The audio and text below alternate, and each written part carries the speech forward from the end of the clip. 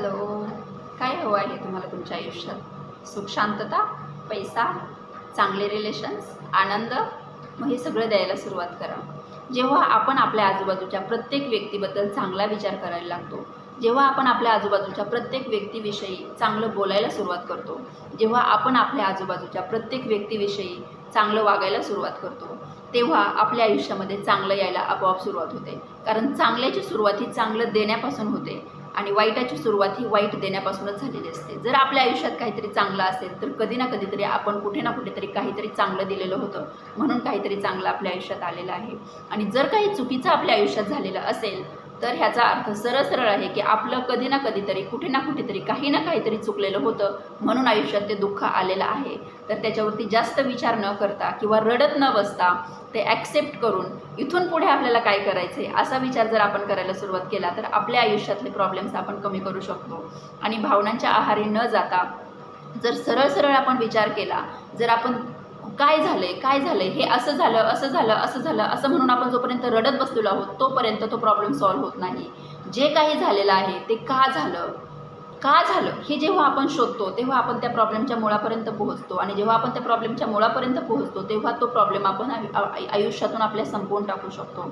त्यामुळे जे काही झालेलं आहे ते ॲक्सेप्ट करणं, ॲक्सेप्टन्स आणि त्यानंतर त्याच्यावरती डिसिजन, ह्या आहेत दोन महत्त्वाच्या स्टेप. कोणत्याही वाईट गोष्टीतून बाहेर पडण्याच्या किंवा चांगल्या गोष्टीकडे जाण्याच्या ह्या दोनच स्टेप आहेत की का आणि कशासाठी. एवढे दोन प्रश्न जर तुम्ही सोडवलेत तर तुम्ही चांगल्या गोष्टींच्या दिशेने जायला सुरुवात करता.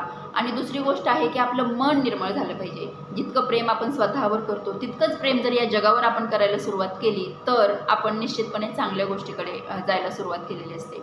एक छोटंसं एक्झाम्पल सांगन. जर तुमच्याकडे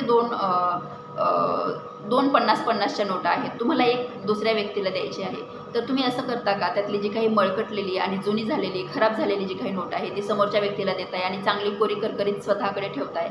असं तुमचं नेचर आहे का? असं जर तुमचं नेचर असेल तर लाईफमध्ये चांगल्या गोष्टी यायला ते प्रॉब्लेम होतो. कारण काय आहे तर तुम्ही जर तेव्हा समोर चांगलं द्यायला सुरुवात करता तेव्हा तुमच्याकडे चांगलं यायला सुरुवात होते. त्यामुळं दुसऱ्यांना नेहमी चांगलं द्या.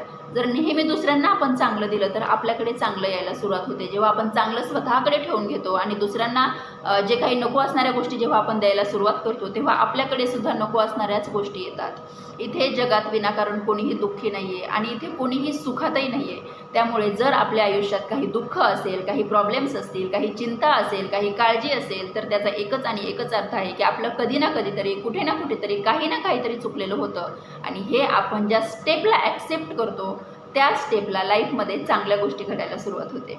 त्यामुळं लाईफमध्ये जे काही झालेलं आहे तर ते असं म्हणून आपण जोपर्यंत पकडून बसलेलो आहोत तोपर्यंत आपण त्यातून बाहेर पडू शकत नाही. जे झालं ते माझं काहीतरी कर्म होतं, ते माझा काहीतरी प्रारब्ध होता आणि ते माझ्या आयुष्यात झालेलं आहे असं आपण ज्या स्टेजला ॲक्सेप्ट करतो त्यावेळी आपण आयुष्यात चांगल्या गोष्टी चांगल्या गोष्टी आपल्याकडे यायला सुरुवात होते. आपण चांगल्या गोष्टी स्वीकारण्यासाठी रेडी होतो. बघा कसं असतं ना की आपल्याला काहीतरी हवं आहे तर आपली ओंजळ रिकामी असायला लागते. आणि आपली ओंजळ जर ह्या अशा कशाने रडण्याने वगैरे जर भरलेली असेल तर आपण चांगल्या गोष्टी कशा ॲक्सेप्ट करणार?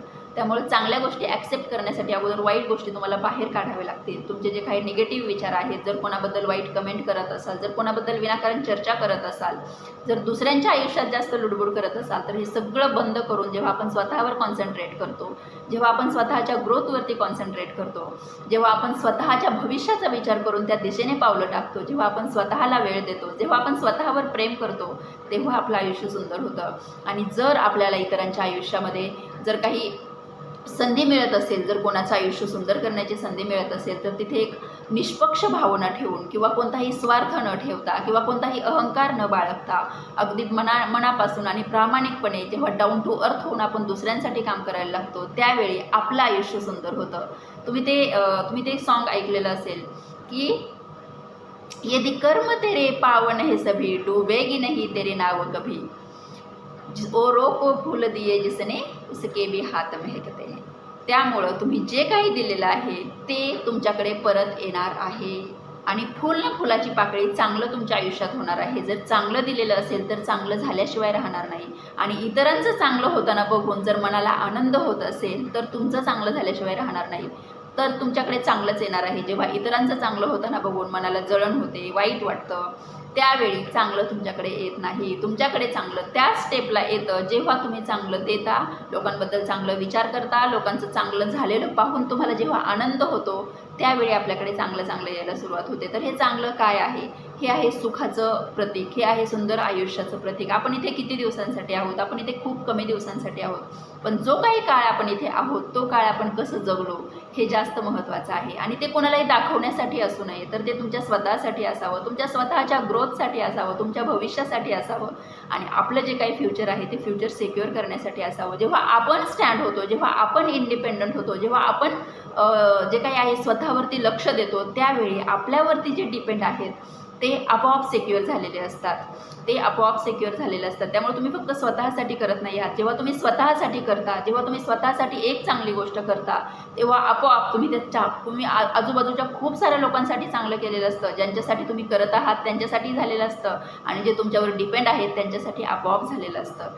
त्यामुळं आयुष्यात चांगलं ॲक्सेप्ट करणं, चांगलं देणं, चोरून लपवून काहीही न करणं, आणि एका चांगल्या दिशेने जर चाललो आपण, तर हे आयुष्य खूप छोटंसं आहे. इथे कोणीही 500 वर्षांचं तिकीट काढून आलेलं नाही आहे, आणि वर्ष निघून जायला कितीसा वेळ लागतो एकदा पाठीमागे वळून बघा, तुम्हाला कळेल की जीवन हे किती फास्ट निघून जातं आहे. आणि इतक्या फास्ट आपण जर अशाच वाईट कर्मांमध्ये घालवलं तर मग पुढच्या जे काही जीवन असणार आहे त्याची नियती तरी काय असणार आहे? कारण जीवन मरणाच्या फेऱ्यातून कोणीही चुकलेलं नाही आहे. असं म्हणतात की आत्मा अमर आहे, मग तो काय करणार आहे? तो दुसरं कुठलं ना कुठलं तरी शरीर धारण करणार आहे, आणि मग ते अपंग असू शकतं, माहीत नाही, काही सहन करायला लागू शकतं. बाहेर जरा जाऊन बघा की जे काही छोटे छोटे मुलं आहेत रस्त्यावरती भीक मागतात आहेत, काय आहे हे? ही आहे कर्मांची परतफेड.